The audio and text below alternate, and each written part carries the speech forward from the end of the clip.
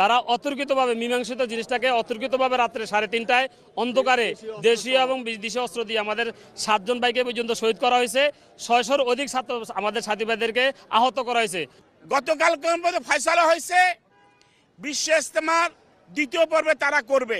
হঠাৎ করে কালো রাত্রে, গভীর রাত্রে, আনুমানিক 2:45টার দিকে 2:40-45 কম বেশি হবে, তারা হাজার হাজার লোক ঢুকে আমাদের নিরীহ লোকদেরকে যারা ঘুমান্ত ছিল অস্ত্র আশা বুকুর ভরে মারে, গুলি করে। বলেন কোন মানুষকে এমনি তারাবার জন্য তাকে করে, কিন্তু বুকের মধ্যে কেঁচা দেশে এইভাবে যেমন সরকি দিয়ে দেয়, লেজা দিয়া, সরকি দিয়া, আগ্নেয়াস্ত্র দিয়া, তারা বিভিন্ন রকম অস্ত্র শস্ত্র নিয়ে ঘুমান্ত লোকের উপরে, নিরীহ লোকদের উপরে, নিরস্ত্র লোকের উপরে হামলা করে আমাদের ভাইদেরকে খুন করছে। আমার ভাইরা এখন মৃত্যুর অবস্থায় হসপিটালে কাজে, বিভিন্ন হসপিটালে, শুধু ঢাকা মেডিকেল না, বিভিন্ন হসপিটালে আমাদের ভাইরা আছে। হাজার হাজার ভাইদেরকে আহত। ইজতেমার ভিতরে দল আনলে কয়টা? জবাব দেন। একটা দল ছিল ইজতেমার ভিতরে, তাবলীগের ভিতরে, এই তাবলীগ জামাতের মধ্যে দল ছিল একটা। এখন তাদের মধ্যে দল হয়েছে 2টা।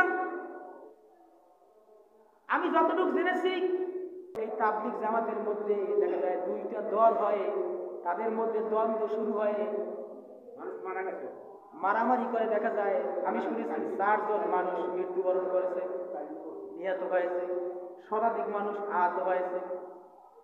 কই ইসলাম তো এক, কোরআন তো এক, হাদিস এক, আমরা মুসলমান এক। মুসলমানের মধ্যে এত আবার দ্বন্দ্ব, এত আবার দল কিসের? আল্লাহ রাসূল তো বলেছেন যে একটা দল হবে জান্নাতি।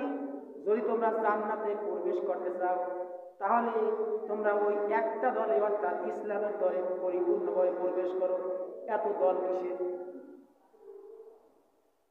এই 2 দলের মধ্যে আমি যতটুকু জেনেছি যে 2 দলে তারা ওইখানে তারা ইজতেমা করতে চায়, কেউ আগে করবে, কেউ পরে করবে।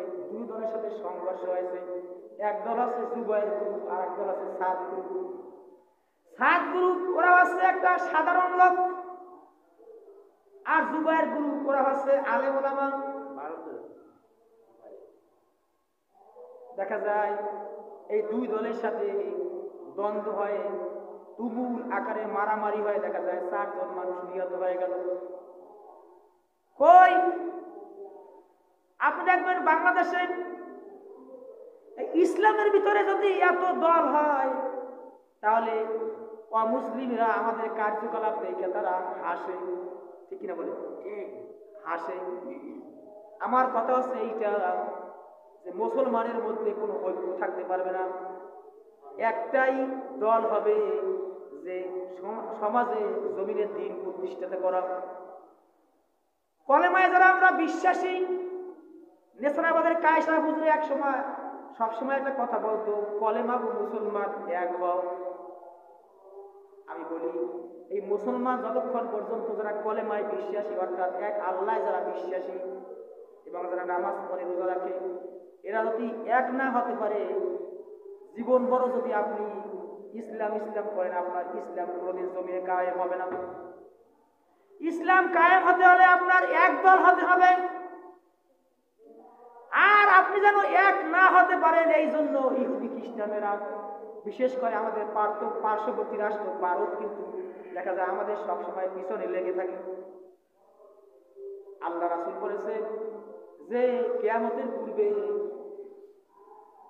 মুসলমানের সাথে হিন্দুস্তানের সাথে একটা যুদ্ধ হবে। আমি মাঝে মধ্যে বলি এই যুদ্ধটা আমাদের বাংলাদেশের সাথেও হতে পারে। আল্লাহ রাসূল বলেছেন যে হিন্দুস্তানের সাথে মুসলমানের সাথে একটা যুদ্ধ হবে, আর এই যুদ্ধে যারা অংশগ্রহণ করবে এবং যারা শহীদ হবে এরা সকলে জান্নাতে চলে যাবে। বলে সুবহানাল্লাহ, সুবহানাল্লাহ। কিন্তু আমাদের কথা আছে যে আমরা দেখা যায় তাবলীগ জামাত, আমি তাদেরকে খারাপ বলতে আছি না, বেশ ভালো। সারা জীবন আপনারা এক দলে ছিলেন, একসঙ্গে কাজ করতেন, কিন্তু এখন আপনাদের ভিতরে 2টা দল হলো। কারণটা কি? কারণ এর পিছনে কাজ করেছে মিস্টার ইবলিস। আমার কথা আছে ইবলিস যেন মানুষকে দাগা না দিয়া, ওয়াসওয়াসা না দিয়া যেন মানুষের ভিতরে, ইসলামের ভিতরে যেন ফাটল না করতে পারে, ফাটল সৃষ্টি করতে না পারে, এই খেয়াল আমাদের প্রত্যেকের থাকতে হবে।